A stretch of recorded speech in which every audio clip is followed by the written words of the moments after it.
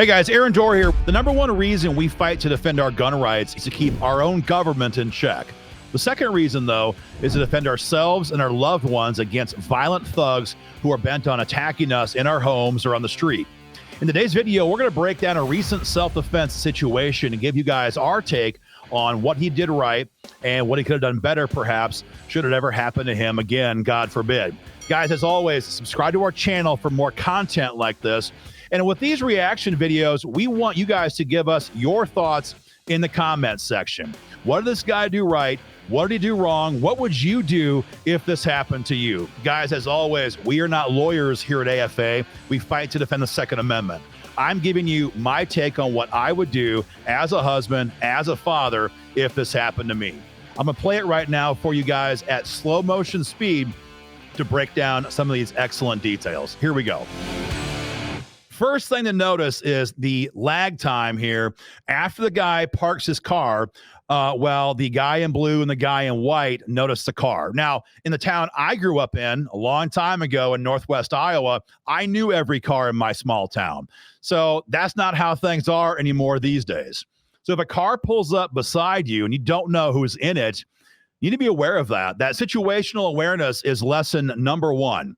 Should he have backed up before the guy's door even opened? That's a fair question. I think he probably could have and should have. But let's keep going. Door opens up. The guy comes out of the car, and right about now, you can see a handgun in his right hand. So from here on, the guy in blue and the guy in white know there's a fight coming. No matter what, there's a fight coming. And so we watched this video here in the office at 1/100th speed. And from here, we could measure the reaction time from the guy in blue. Let's watch it at slow motion. Guy in blue sees the threat, begins to do what? Before he does anything else, he begins to create distance. That's obviously lesson number two. You have to have distance. Action beats reaction every single time. And so if the guy in blue had stood his ground and tried to react right there, the guy in orange would be on top of him immediately. So the guy began to create distance right away. Watch this. Creates that distance, but right here, look right here. At this point, the guy in blue is backing up. He's got pretty good footwork, all things considered. But what do you see the guy in orange doing? Exactly. He is actually racking the slide on his handgun right now. So if the guy in orange had come out of that car with his firearm chambered, he would have had shots on target unless he missed, which of course they often do. But he could have had his shots on target before the guy in blue had his gun all the way up. So not carrying chambered, for those who still do that, is a lethal mistake that many people have made in the past. Thankfully, the guy in blue did not make that mistake. Let's watch. His gun comes up. Now, again, we measured this, and his reaction time, as best we can tell, from when he first saw the handgun in the bad guy's hands to getting his first shot off, is right around 1.5 seconds. And that is critical for us to talk about. You know, there was a time in my youth when handgun training meant a bullseye target, 2 or 3 friends, 100 rounds of ammo, and we're trying to get the shots in the black circle. But that's just not the world we live in anymore these days. These days, your goal at the range should be to get your first shot on target in 1.25 seconds. That should be your goal. Because again, this guy did it in 1.5. But that's because the guy in orange gave him that time by not having his own gun chambered.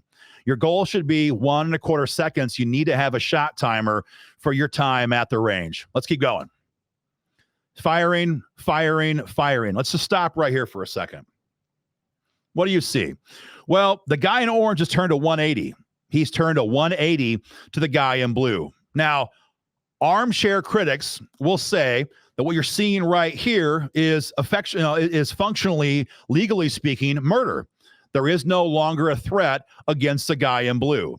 But people who do this for a living, lawyers, police officers, and those who've been through these shootings know that you can articulate in court how fast this happens, and you were still reacting to that lethal threat. It is important to note the guy in orange still has that handgun in his hand. You can see it right there in his right hand. I am not saying the guy in blue did anything wrong at this point in the video. What do you think? Give us your feedback in the comment section. Let's keep going. He's engaging, and last shot was fired right about there. I want to notice the guy's footwork. The guy did a great job at maintaining that fighting stance with his footwork. He has an excellent two-hand isosceles / Chapman grip on that handgun. Great grip, great footwork, great fighting stance to be making those rounds and firing those rounds downrange on target. At this point going forward, though, the guy in blue does not engage the threat anymore. You can watch this. And knowing when to disengage from a threat is almost as important as knowing when to engage against a threat. Of course, engaging saves your life, but disengaging saves your freedom afterwards in a court of law.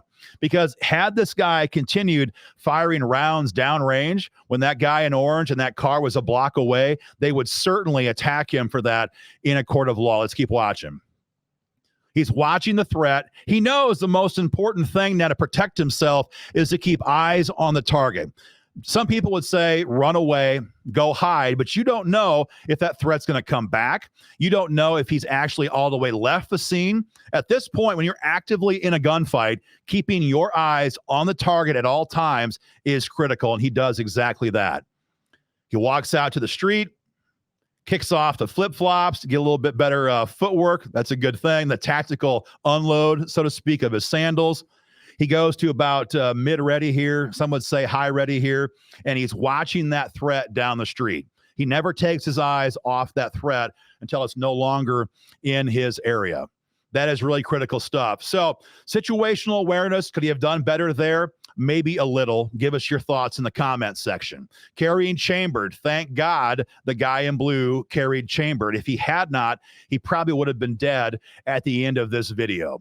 Number 3, he created distance. He gave himself time to react. That is critical. He knew when to disengage from the threat as well. Also, very important stuff. We're going to play it again for you now at full speed. I want you guys to see exactly how fast this happens in real life. And this is critical because when you're going before a judge, your lawyer better be able to explain in real time how this happens so fast, why you took the actions you took. Now, the prosecution is going to play it back at 1/100th speed. They'll try to hang you out to dry. It is critical you can articulate why you acted the way you acted in full speed. Let's watch it right now again at full speed. And if there was one more lesson, just to interject here, you'll notice the guy in white. When the guy in the car comes out with a gun up, the guy in the white shirt raises his hands. I am no threat to you. So I guess if there was one more lesson, it is make sure your friends are carrying guns and can help you in a gunfight. Let's get back to it. Door opens up. Here we go.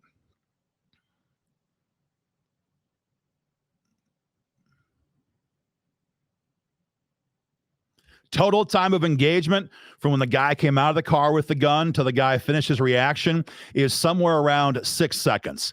That's how fast it happens. That's how fast you have to have a plan in your mind in advance to stop that violent threat. Let's keep watching.